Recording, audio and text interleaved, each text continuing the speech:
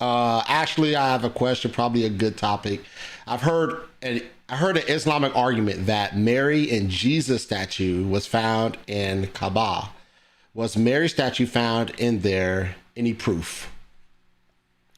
Um, I, it's not that it was a statue; it's that it's a painting, like icons of Mary and Jesus. And yeah, that's in. I think that's in Ibn Asaq, and a couple hadith. But yeah, the idea was Muhammad got to conquered Mecca and destroyed the 360 idols that surrounded the Kaaba, but that they're inside the Kaaba. There's a painting of Jesus and Mary and other paintings, and he was destroying the paintings, but the image or icon of Jesus and Mary he didn't destroy, and it remained in there. And the idea is that some later Muslim would have eventually taken it out and said, "Hey, this is going to cause confusion for people, and they're going to think that we worship this stuff," and so would have. But there's not like decisive historical information on that sort of thing. But keep in mind, Muslims were conquering and reconquering each other left and right back in the day. And so the Kaaba was taken over multiple times by different groups. And so we don't have just the fact that you can go in there now and it's not there doesn't mean a whole lot, right? That place is lots of stuff has happened to that place over the years. Any thoughts on that, Anthony? No, that covers it. So another aspect of, like, I guess, I mean, you brought up the idea, like, there's some, I guess, some confusion, so to speak, within the, or could possibly be some confusion within the Islamic paradigm. One of the things I think is very confusing, as far as like the Quran itself, the manuscripts for the Quran, the actual production of the Quran, to put it simply. It's my understanding there are there's multiple types of Quran that got burnt up, right? They were destroyed and burnt up, and so that there's like multiple different type of Qurans that were originally in place, but because of the confusion that was going on when they were producing this documentation, producing the Quran, then I guess one portion of the Quran, or these different translations or different interpretations, got burnt up. And so now we have the Quran that we have today. Is that a correct assessment of sort of what happened, sort of paraphrasing? Anthony or David, what Yeah, well, yeah, we can both comment on this, but yeah, so originally the Quran was supposed to be preserved through human memory. That was the brilliant idea of Muhammad. I'm gonna deliver all these revelations and more of them until it's basically the content of an entire book, and we're all going to preserve this through memory.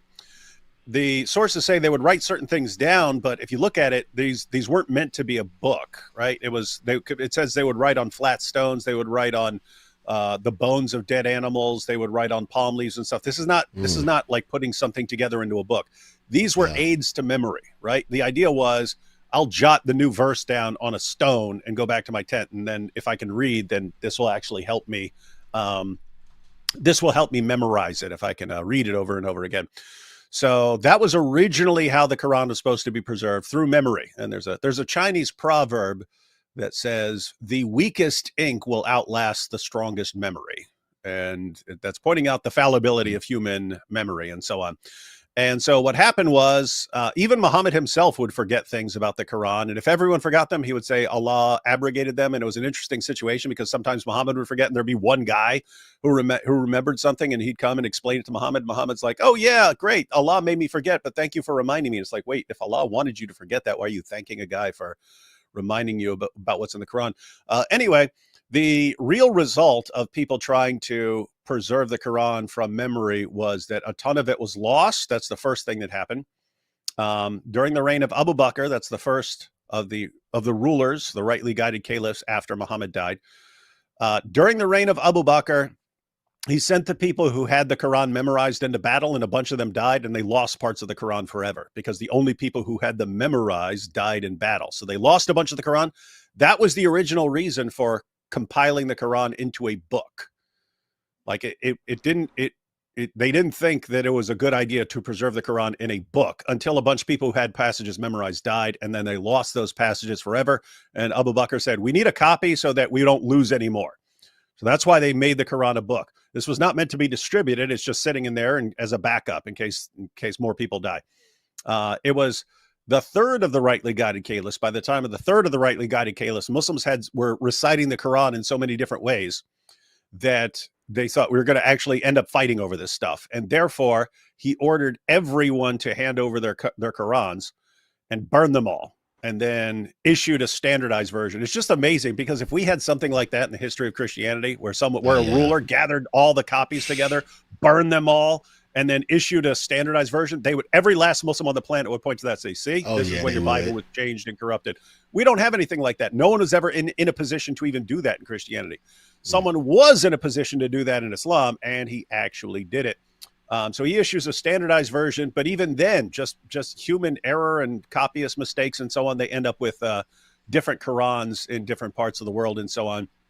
And you get down to the 20th century, and they decided to issue kind of a standardized version, and they picked one. They picked the Hafs because that was the one that had been spread by the Ottoman Empire. And then they pretended that they don't have all these other Qurans, but they do. Anything to add, Anthony? Yeah, it's interesting. So there's a lot of stuff we've known for a long time. You get it right out of the Islamic sources. There are other things that have come to light more recently that are even 1,000 times worse. But some of the stuff that was well known, it's interesting just looking back at some of this, in terms of variants and stuff like that, the sorts of variants there are, because anybody that knows the story of Muhammad as it's told in the Islamic sources know that Muhammad's position was changing. One of my favorite things to notice is how the Jews often, I get this impression that there's these Jews that are laughing at Muhammad and making sport of him behind the scenes, and it doesn't become apparent until it is somewhat advantageous for them to explain what's going on. And what I mean by that is, for example, Muhammad in the Quran and his followers, they portray swearing by other things as though it's okay. Well, at one point when a Jew is arguing with another Muslim, this results in a huge problem, and the Jew blurts out that Muhammad and his followers are guilty of shirk, which is the unpardonable sin of associating a partner with Allah, because they swear by other things. So the Jew is simply being faithful to the Tanakh, right, the Old Testament, which says God swears by himself, and he requires his people to swear only in his name in the law of Moses. And so what's interesting about this is Muhammad then, having been corrected, gets a revelation from Allah forbidding them from swearing by other things. So what this means is Muhammad was one step behind the Jews, and Allah was two steps behind the Jews. Allah doesn't know until Muhammad knows. Muhammad doesn't know until the Jews tell him. And so this brings about a change in what's taught. Now, this change can only go so far because it's not like some of the other changes in the Quran where you could change a verse or something. Allah swears in the Quran. It's not just people, but Allah swearing in the Quran so many times that you just have to rework the whole thing, at least significant portions of it, especially the earlier surahs. So Muhammad just leaves those in there, but then, this has changed. But that's just sort of a lead up to this, is that Muhammad's thinking, everybody who's coming up with new ideas has to iron them out. You begin to realize, okay, this thing that I believed isn't consistent with this, and so you have to make these things comport with one another. And Muhammad's doing that. And one of the things that Muhammad is becoming more consistent in, by which I mean more consistent with his own pagan principles, not more consistent logically or, consistent with Christianity or anything like that, but it's this whole issue of fatherhood. Muhammad has a problem with fatherhood, and we can get into that whole thing. It's a whole issue. But remember that in the Quran it says Allah's not a father. Allah doesn't have children. Jesus is not his son in the ultimate sense that Christians say about that. And he's also not a spiritual father to others. He doesn't adopt them and receive them to himself. And so Muhammad also teaches that no person can call another person their son, and no individual can call somebody else their father unless they actually have this paternal filial relationship. So what that means, though, is certain statements that Muhammad had made at one point had to be changed. So here's an example. This is Yusuf Ali. He's a well-known translator of the Quran. This was the most famous translation back when I first started studying Islam. And it's really helpful because it's got these great footnotes. But in Surah 33, this is how it currently reads in the Quran. It says, the prophet is closer to the believers than their own selves, and his wives are their mothers. So notice this doesn't exactly have parity, right? Parity, P-A-R-I-T-Y, not parody, like Weird Al style parody. It doesn't match. You'd expect it to say that Muhammad is their father and his wives are their mothers.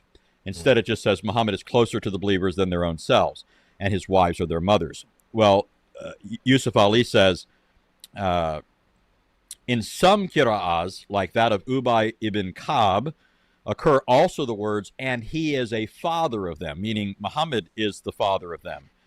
And then Yusuf Ali says, which imply his spiritual relationship and connection with the words, and the wives are his mother. And then he goes on to say some more things. But the point is, it's not now in any standard copy of the Quran, and it reflects this changing view of Muhammad. So there's all kinds of things that go into why the Quran isn't the same everywhere at all times. A lot of it is just Muhammad's shifting theology. So they've got a lot of problems as far as this goes, because it's this is going clean back to Muhammad if you believe the sources, right? It's not just that. In the case, whenever you copy any handwritten manuscript, there's going to be some inequities that are introduced. When we text each other, we make typos. Usually, they're easy to detect. But when these things are explained, they often are explained on the grounds of Muhammad changing his view, or the early Muslims having some reason to change them to reflect their new theology.